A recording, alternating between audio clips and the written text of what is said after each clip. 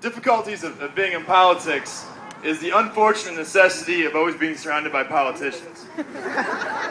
And if you think you're sick of politicians, you try standing in a room with them for 4 days a week. It'll really drive you crazy. But one thing that we've seen over and over again is the idea that everything is a crisis, and that every single day, sometimes 4 or 5 times a day, somebody brings a bill to the floor, and the idea is that if we don't solve this problem right now, it's going to be the end of Western civilization as we know it. And the only way we can solve it is to pass this bill, and by passing this bill, we're going to ensure progress for generations, or at least for 10 minutes until the next bill comes along. But I would submit that the biggest crisis we have right now is not a crisis of federal spending, or a crisis of immigration, or a crisis of healthcare reform. The biggest crisis we have right now is the idea of truthiness. Truthiness seeping out of politics into our policy discussions. You may recall that truthiness was described by Stephen Colbert as the idea of an intuitive feeling from your gut without any regard to facts or reason or logic.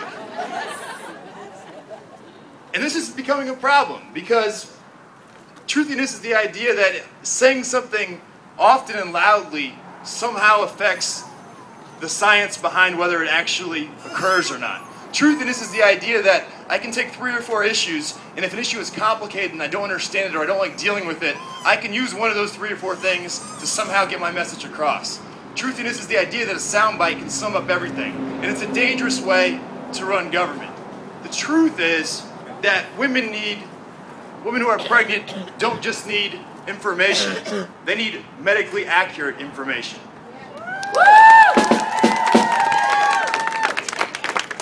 We didn't plan that drum thing, by the way. The truth is that while abstinence may work for some, it's not the path that everybody's going to take. And the truth is that as unpleasant as it is to talk about, if we don't diagnose and treat STDs, they're going to spread. The truth is that if women don't have access to pap smears, they're going to die. That's what this is about.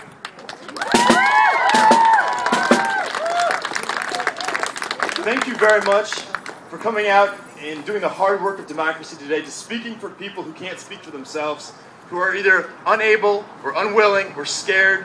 Thank you for standing up for them. It's an honor to represent Planned Parenthood in the 23rd District, and I'm grateful for you all coming out today. Thank you very much.